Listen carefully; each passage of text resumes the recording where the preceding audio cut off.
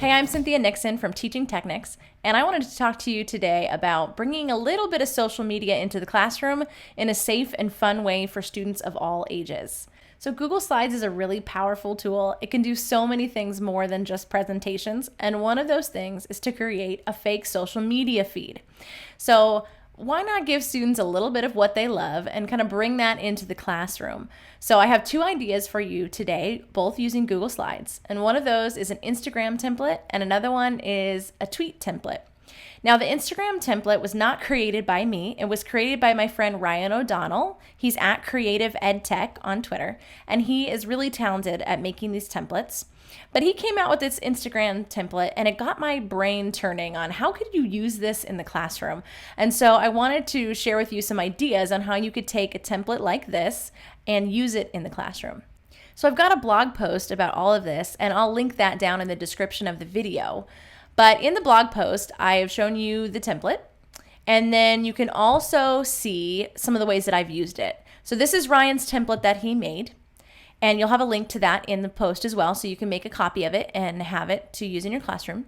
And so here are some ideas about using this in the classroom. So this first one is really fun. And I'm a primary educator at heart, and so this came from kind of a third grade-ish example. But this would be for like a book study or a novel study or even just a story study of any kind. But this was taken from Charlotte's Web. And so the idea is that they would have just read the first chapter of Charlotte's Web, and now they're going to summarize the chapter by making an Instagram post as one of the characters from the story. So in this case, they've taken on the character of Fern, and she has a little profile picture that the student would have to pick. They have to create her handle for Instagram, and she's got animals are friends there. And then the picture of course, the little pig, and you can see her description. Daddy left the house with an axe this morning. He was gonna kill the tiny pig. I begged and begged him not to. I asked him if he would have killed me if I was too small at birth. I told him it was an injustice. I win. Daddy said the little thing will be trouble, but he decided to let me keep the sweet pig, and I named him Wilbur. And of course, emojis, because that's just too much fun, right? So the kids would then take on the persona of someone in the story and create a post as if they were that character. That helps to summarize what happened in that chapter or an important event or however you want to utilize that. So that was one idea. Another idea was responding to some sort of historical event.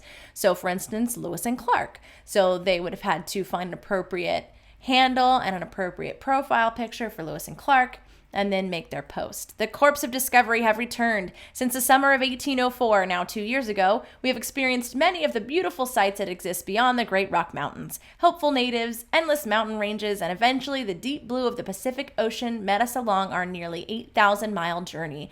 Hashtag we made it, hashtag coast to coast, hashtag home sweet home, hashtag exploring ain't easy. So of course they can have some fun with those hashtags, but there's a level of factual knowledge that's included in here, which makes it a sound assignment, but also gives them a little bit of fun to be able to put it in a way that kind of engages them and it's like real life for them, right? A lot of our students are on social media. This is a daily thing for them. And then the animal study, honestly, is my favorite. And in this case, instead of making a notebook or a report on an animal, the students would create an Instagram feed as if they were this animal, using all the information that they know and have learned about this animal. And let me tell you, I learned a lot about iguanas while researching just to make this blog post. So there's a lot of learning that can happen when students are trying to make these posts. So you can give them some guidance about what kind of post they would have to create. But for instance, this animal study would be for an iguana. I would have had to choose a profile picture as well as a handle. So I've got iguana days going on there. And I have a little picture. And so he says, check out my new crib, best tree in southern Brazil if you ask me. Surrounded by green leaves to munch and crunch all day long. Hashtag blend with the green. Hashtag top of the canopy. Hashtag only leaving to lay eggs. So if you think about it, yeah, it's kind of fun. But I had to figure out, well, what kind of tree does an iguana live in? And where do they live? And what do they eat?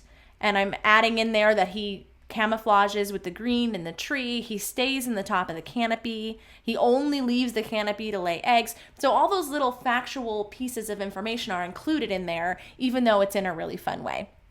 Another post for our iguana here.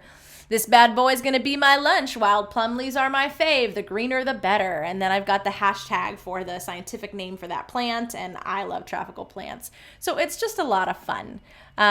This one is another one packed with some knowledge there. Buried my freshly laid eggs over there on the left. Hope the air pocket I left is big enough for 20 eggs. Guess you'll know in 3 to 4 months. Good luck, young ones. Mom won't be there. Dad's already long gone. So all those little scientific facts. So where do they lay eggs? Okay, we know there's an air pocket in there. We know they lay about 20 eggs. They take 3 to 4 months to hatch. The dad is no longer in the picture, and mom's not going to stick around to see what happens. So it's all of that little factual knowledge that can be included in there in a really fun way. So if you would like to use this Instagram template, you can get it from Ryan. And you can find him on Twitter, or you can go right down here at the bottom of my post and click right here on this link. And that will go ahead and allow you to see the template straight from Ryan. And then you can go ahead and click the blue Use Template button up here in the right, and that will make a copy for you that is yours in your Google Drive. All right. Now I have another one that we'll go through really quickly here, which is a fake tweet. So I've got a template for this as well that you can copy. I've got a post here, and I'll link that down in the description of the YouTube video. But it's just a simple tweet. And if they have more than one tweet in a series, you could, of course, have more than one slide. Same thing like you would do for the Instagram template. And it's just a really easy way. So here's an example of what it would look like. And I put these on the side because I didn't want my students to have to take pictures of themselves and deal with that. So I just put a lot of little kiddos on the side, and they can just grab one of these and just drag it right into the box to have their profile picture. So they can choose the one that represents them. Now I have hidden some of these elements in the background because these are all little snippets and images that are making up this little fake template here. So those are hidden in the background in the master slide. I'm also going to link some instructions about how to edit the master slide, which means you're putting it in the background in the theme of the slide so that your students can't accidentally click and delete it. And then the parts that they actually need to edit, like their name and their handle and the actual tweet, is here. If you want to change the date, that's hidden in the background. So you'll have to follow those instructions that I'll link in there to change that. But all you have to do is go to View, Master, and then you can go in here and you can change that. And then go back to your slides. So it's just a fun way to incorporate social media into the classroom in a way that's enjoyable for the students, but also protects their privacy, and we're not having them sign up for actual accounts. Hope you've enjoyed this today. Feel free to check out the posts and get your own copy of both of these templates.